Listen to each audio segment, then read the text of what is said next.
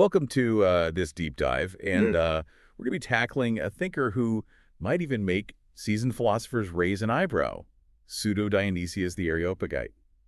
Imagine, try to explain to Plato that, centuries after his academy, someone would come along and mix his ideas with Christianity and just become, this cornerstone of Christian thought. Yeah, it's mind-boggling, isn't it? It's a real plot twist. Yeah, but I think that's the beauty of Pseudo-Dionysius is that he takes these complex philosophical ideas, right, steeped in Neoplatonism. And for those unfamiliar with that term, that's a later school of thought that took Plato's ideas and gave them a more mystical direction. And he kind of weaves them into this intricate tapestry of Christian theology. Yeah, and to make it even more interesting, our source, the Stanford Encyclopedia of Philosophy entry on Pseudo-Dionysius, this guy was like a master of disguise. We're talking 5th or 6th century CE, but he wrote under the name of a 1st century Athenian convert of St. Paul.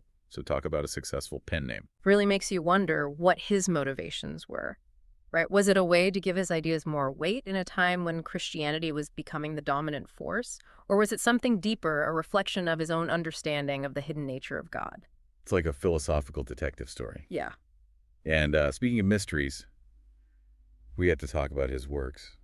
Pseudo-Dionysius left behind 4 treatises on the divine names, on the celestial hierarchy, on the ecclesiastical hierarchy, and on mystical theology. And get this, there are even lost treatises that we only know about through references, so we're left to speculate what other ideas he might have explored. It's a shame we don't have those lost works, but even with the ones we do have, getting through them is not exactly a walk in the park. Right. His language is dense, full of biblical allusions and complex philosophical terminology. It's like he's speaking in code sometimes. Yeah, definitely not beach reading material. Right. So for those brave souls who want to tackle Pseudo-Dionysius, what are some of the big ideas they should be prepared for? Well, one of the most important and perhaps initially confusing concepts is apophatic theology. And essentially, it's the idea that we can't truly grasp God through language or positive descriptions. So instead of saying God is this or God is that, we should focus on what God is not. Mm-hmm. So it almost sounds like we're talking about God by talking around him. Precisely. And for a philosopher listening to this might sound familiar. Think of Socrates and his constant questioning, his insistence on recognizing the limits of human knowledge.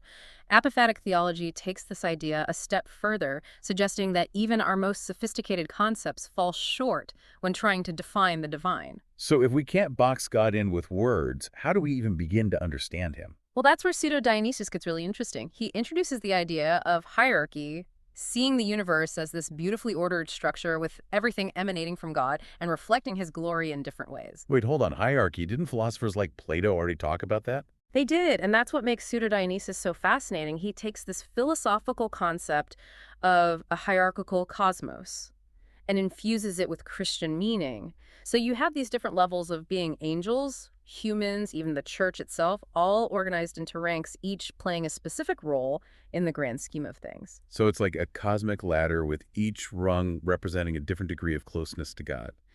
That's one way to think about it, but for Pseudo-Dionysius, hierarchy isn't just about ranking beings in terms of their importance or proximity to God. It's also about the way in which God's grace and love flow down through creation and how creation in turn aspires to return to its source. So it's not a static system, but rather this dynamic interplay between divine love, procession, and return.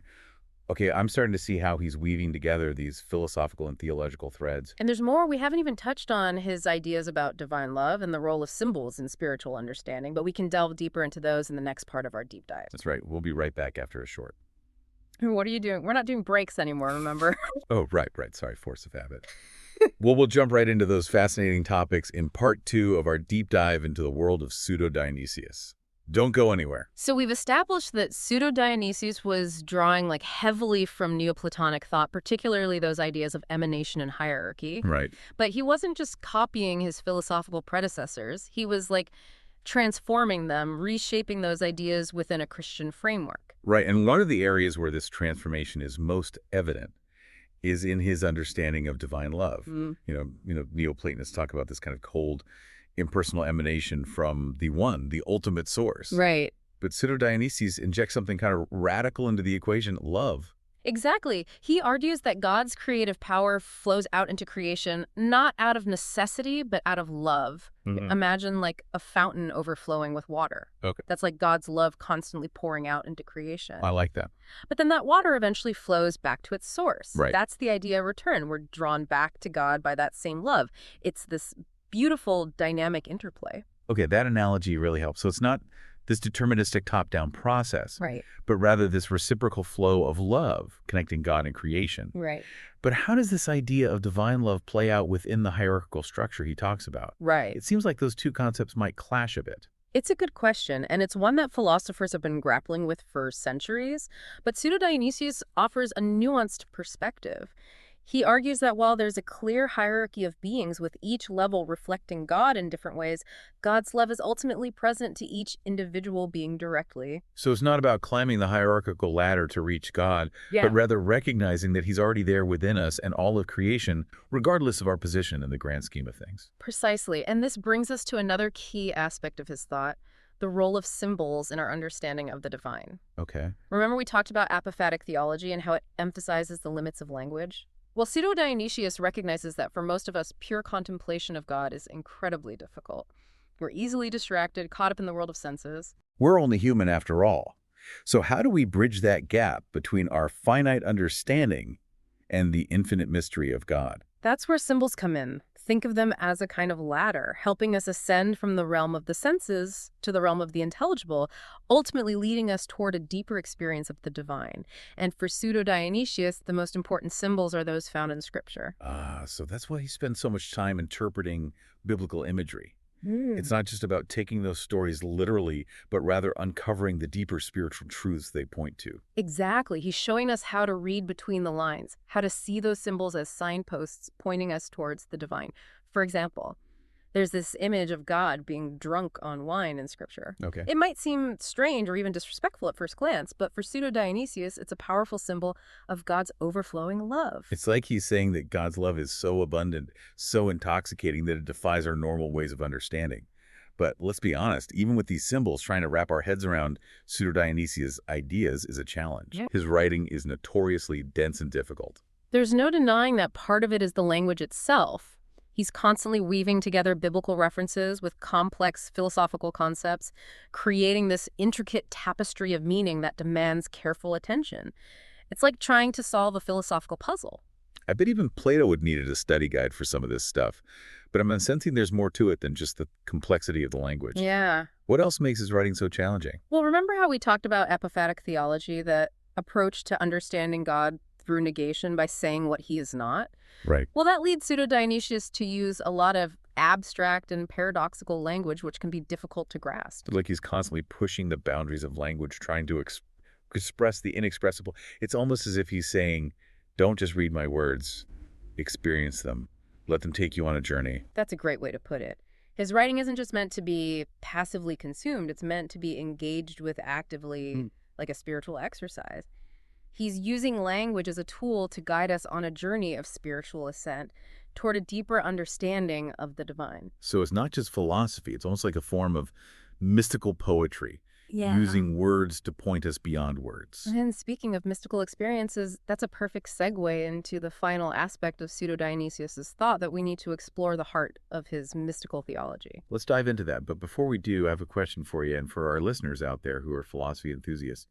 Do you think Plato would have been impressed by Pseudo-Dionysius' work? Or would he have just shaken his head and said, this guy's gone off the deep end? That's a fascinating question, I think. I think Plato might have been both intrigued and challenged by Pseudo-Dionysius. On the one hand, he's using the philosophical tools that Plato himself developed ideas about, forms, even the structure of the cosmos. But he's taking those tools and applying them to this new, evolving understanding of the divine through Christianity. Yeah, it's like he's taking the blueprint of Plato's philosophy and building a whole new cathedral on top of it. A cathedral dedicated to the Christian God.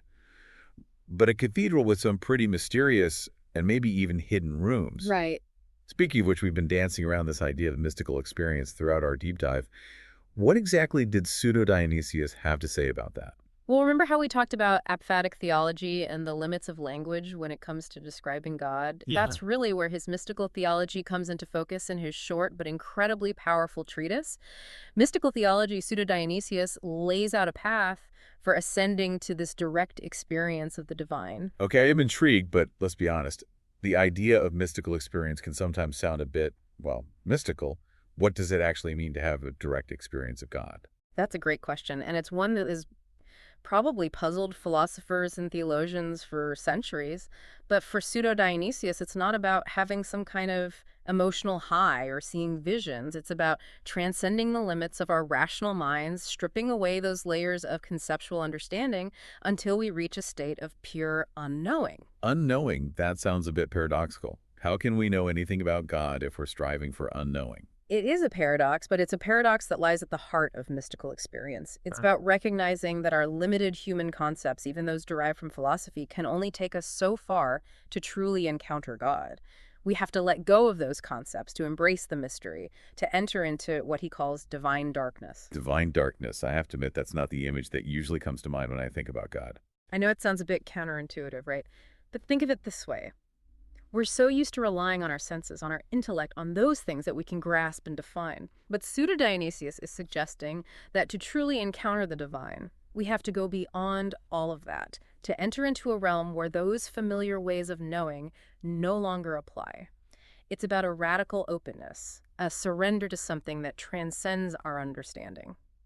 I'm starting to see how this connects back to the idea of apophatic theology. It's like he's saying we can't define God, Mhm. so let's stop trying. Let's embrace the mystery, the silence, the darkness, and see where it leads us. Exactly. And he uses this powerful analogy of Moses ascending Mount Sinai. Remember, Moses journeys through the darkness, leaving behind the familiar, until he reaches the summit and encounters God for Pseudo Dionysius. This ascent represents our own spiritual journey. We have to move beyond the realm of the senses, even beyond the realm of intellectual understanding, to enter into a state of pure communion with the divine. It sounds almost like a form of philosophical meditation, a practice of stripping away those layers of thought and perception to reach a deeper truth. There's definitely a parallel there, and it's important to note that for Pseudo-Dionysius, this mystical experience isn't something that's reserved for a select few, like monks or mystics. Remember how we talked about that direct connection between God and each individual being, and that connection is always there waiting to be realized. So, in a sense, we all have the potential to become mystics, to experience this profound union with the divine, and to connect it back to our initial question. Maybe even Plato, with his emphasis on transcending the world of appearances, might have found something to appreciate in Pseudo-Dionysius' mystical theology. I think so. After all, both of them were ultimately seeking a deeper understanding of truth, of reality, of that which lies beyond the limits of our ordinary perception. And they both recognize that sometimes the path to that understanding requires letting go of what we think we know and embracing the unknown. Well, I don't know about you, but I'm feeling inspired to do a little philosophical soul-searching after this deep dive. Me too. It's amazing how a thinker from so long ago can still speak to us today, challenge our assumptions, and invite us to explore those deeper dimensions of our own existence. So to our listeners out there, whether you're a seasoned philosopher or just starting to explore these big questions, we encourage you to keep diving deep into the world of Pseudo-Dionysius, the Areopagite. You might be surprised by what you discover.